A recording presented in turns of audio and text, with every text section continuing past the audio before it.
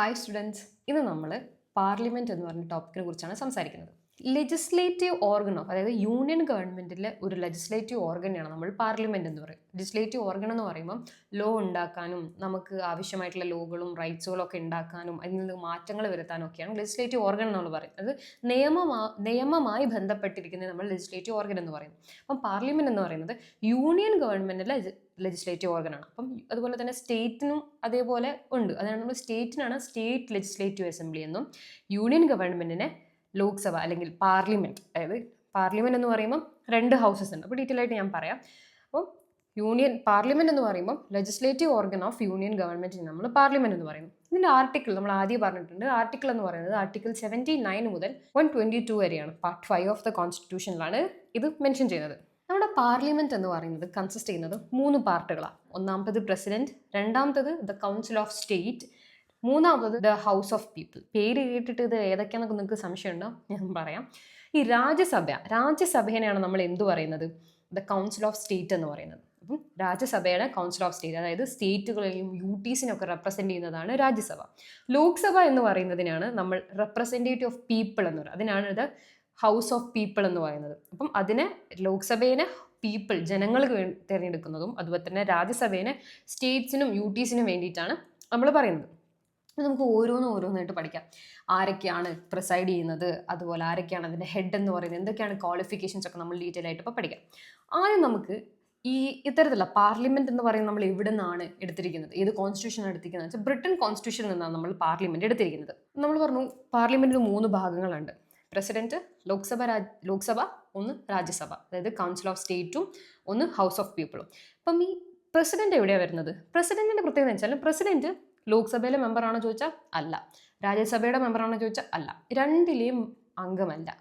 മറിച്ച് പാർലമെന്റിന്റെ ഏറ്റവും ഇൻറ്റഗ്രൽ ആയിട്ടുള്ള ഒരു പാർട്ടാണ് നമ്മൾ പ്രസിഡന്റ് എന്ന് പറയുന്നത്.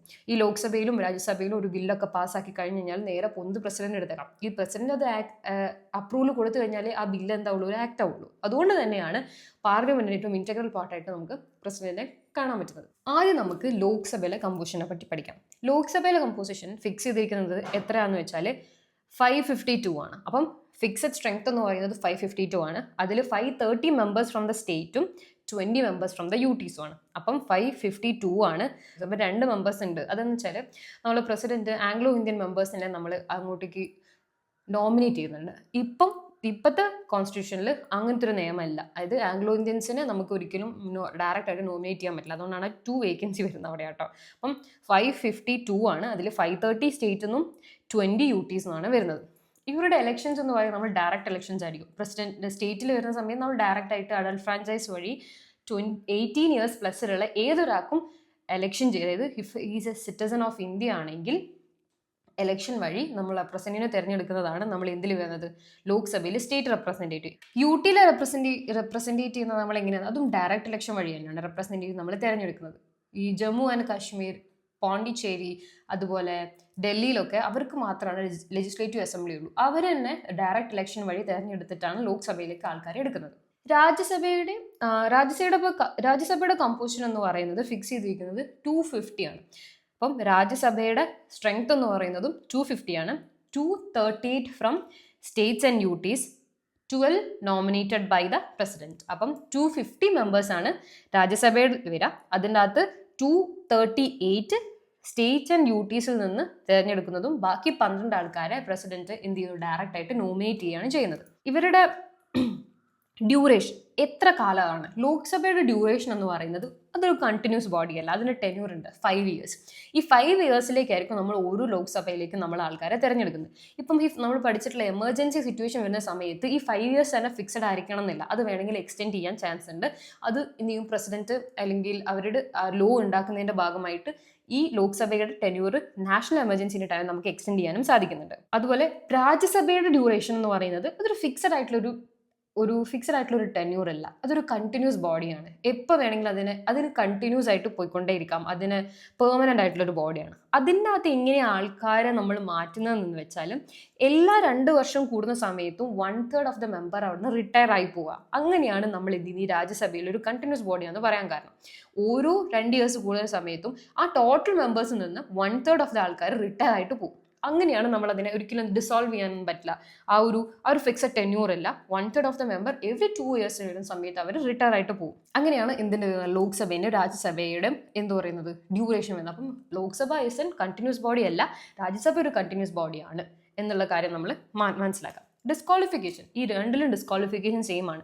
ലോക്സഭയിലാണെങ്കിലും രാജ്യസഭയിലാണെങ്കിലും. അതിന് ഹോൾഡ് ഏതെങ്കിലും ഒരു ഓഫീസ് ഓഫ് പ്രോഫിറ്റ് ഹോൾഡ് ചെയ്യുകയാണെങ്കിൽ പറ്റില്ല. അതുപോലെ തന്നെ ഔൺസാണ് എന്തെങ്കിലും ആൾക്കാർക്ക് തലയ്ക്ക് എന്തെങ്കിലും പ്രശ്നം ഉണ്ടെങ്കിൽ, അല്ലെങ്കിൽ കടമൊക്കെ ഉള്ള ആൾക്കാരാണെങ്കിൽ, അങ്ങനത്തെ പല രീതിയിലും ആൾക്കാരെ നമുക്ക് ഡിസ്ക്വാളിഫൈ ചെയ്യാൻ പറ്റും. ഡിസ്ക്വാളിഫൈ പഠിക്കുന്ന നമ്മൾ ക്വാളിഫിക്കേഷൻ പഠിക്കണമല്ലോ. എന്തൊക്കെയാണ് ക്വാളിഫിക്കേഷൻ? സിറ്റിസൺ ഓഫ് ഇന്ത്യ ആയിരിക്കണം, ഷുഡ് ഓത്ത് എന്തായാലും കൊടുക്കണം. പിന്നെ 2 പേർക്കും 2, മീൻസ് നമ്മളെ ലോക്സഭയുണ്ട് രാജ്യസഭയുണ്ട്. ലോക്സഭയിലുള്ള ആൾക്കാർക്ക് 25 years ഓഫ് ഇയർ കംപ്ലീറ്റ് ചെയ്യണം. 25 years കംപ്ലീറ്റ് ചെയ്ത് കഴിഞ്ഞാൽ ലോക്സഭയുടെ മെമ്പർ ആവുക. പക്ഷെ രാജ്യസഭയിൽ 35 years ആയിരിക്കും അവർക്ക് കംപ്ലീറ്റ് ആക്കേണ്ടി വരുന്നത്. അതുപോലെ ഡിസ്ക്വാളിഫിക്കേഷൻ നമ്മൾ പഠിച്ച സമയത്ത് ഒരു പ്രധാനപ്പെട്ട ഒരു സാധനം നമുക്ക് പഠിക്കണം. Disqualification on the basis of defection. അതിന് ഡിഫെക്ഷൻ എന്ന് പറയുന്നത് നമ്മൾ കൂറുമാറ്റം എന്നാണ് നമ്മൾ പറയാം. നമ്മളിപ്പം ഞാനിപ്പോൾ ഒരു ലോക്സഭയിൽ അംഗമാണെന്ന് വിചാരിക്കാം. ഞാനിപ്പോൾ ഒരു പാർട്ടി ബേസ് കയറി, ആ കയറിയതിന് ശേഷം ഈ പാർട്ടിക്കാർ അത്ര സുഖമല്ല, എനിക്ക് മാറണം എന്ന് പറയും, ഞാൻ വേറൊരു പാർട്ടിയിലേക്ക് മാറുകയാണെങ്കിൽ ആ ഒരു കൂറുമാറ്റത്തിനാണ് നമ്മൾ എന്ത് പറയുന്നത് ഡിഫെക്ഷൻ എന്ന് പറയുന്നത്. അങ്ങനെ ഡിഫെക്ഷൻ വഴി ഞാൻ ഒരു പാർട്ടിയിൽ നിന്ന് മറ്റൊരു പാർട്ടിയിലേക്കോ, അല്ലെങ്കിൽ ഇൻഡിപെൻഡൻ്റ് ആയിരിക്കുന്ന ഇൻഡിപെൻഡൻ്റ് ആയിട്ടാണ് ഞാൻ ഇലക്ഷനിൽ ജയിച്ച് എത്തിയെന്ന് വിചാരിക്കാം. അപ്പം ഈ ഒറ്റയ്ക്ക് നിൽക്കാൻ ഒരു സുഖമില്ല, ഞാനൊരു പാർട്ടീൻ്റെ കൂടെ പോയാലോ എന്ന് പറയാം. ഞാനൊരു പാർട്ടിയിലേക്ക് പോകണം. അപ്പോൾ ഇൻഡിപെൻഡൻ്റ് ആയി വന്നാൽ ഞാനാണല്ലോ.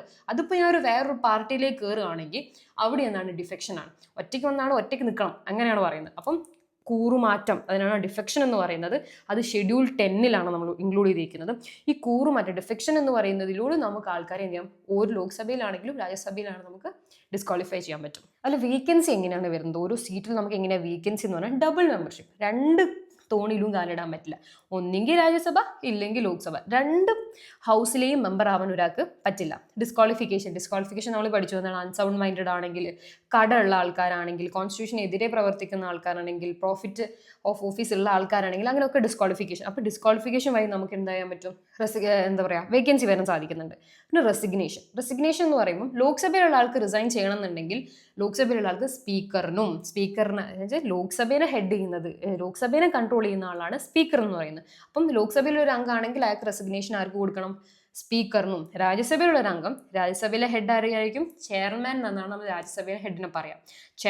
ചെയർമാൻ ആരായിരിക്കും, വൈസ് പ്രസിഡന്റ് ആയിരിക്കും. അപ്പം വൈസ് പ്രസിഡന്റിന് നമ്മൾ എന്ത് ചെയ്യാം, റെസിഗ്നേഷൻ ലെറ്റർ കൊടുത്തിട്ട് രാജ്യസഭയിൽ നമുക്ക് എന്ത് ചെയ്യാൻ പറ്റും, റെസിഗ്നേഷൻ ചെയ്യാൻ പറ്റും.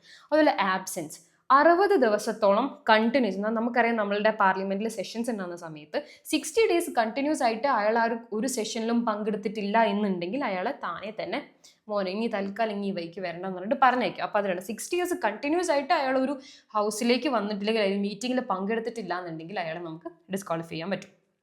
അതർ കേസസ് എന്ന് പറയുമ്പോൾ ഇലക്ഷൻ എന്താവാം, വോയിഡ് ആണെന്ന് കാണിക്കുകയാണെങ്കിൽ, അതുപോലെ തന്നെ ഹൗസിൽ നിന്ന് എക്സ്പെൽ ചെയ്യുകയാണെങ്കിൽ, ഒന്നെങ്കിൽ പ്രസിഡന്റ് ആയിട്ടോ വൈസ് പ്രസിഡന്റ് ആയിട്ടോ അയാളെ തിരഞ്ഞെടുക്കുകയാണെങ്കിൽ അയാൾ എന്ത് ചെയ്യണം, 2 ഹൗസിൽ നിന്നും എന്ത് ചെയ്യണം, റിസൈൻ ചെയ്തിട്ട് വരണം.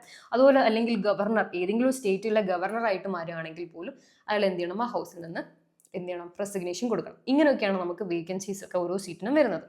അപ്പോൾ നമ്മളിപ്പോൾ പാർലമെന്റിനെ കുറിച്ച് ബേസിക് ആയിട്ട് നമ്മൾ ഐഡിയ പഠിച്ചു. ഏതൊക്കെയാണ് ഹൗസസ് എന്ന് പഠിച്ചു, കമ്പോസിഷൻ പഠിച്ചു, ക്വാളിഫിക്കേഷൻ പഠിച്ചു, ടെന്യൂർ പഠിച്ചു, ആരൊക്കെയാണ് ഹെഡ് ചെയ്യുന്നതൊക്കെ നമ്മൾ പഠിച്ചു. അപ്പോൾ ഇതിനെക്കുറിച്ചുള്ള ഡീറ്റെയിൽ ആയിട്ട് നോട്ട്സ് ഒക്കെ അവൈലബിൾ ആണ്.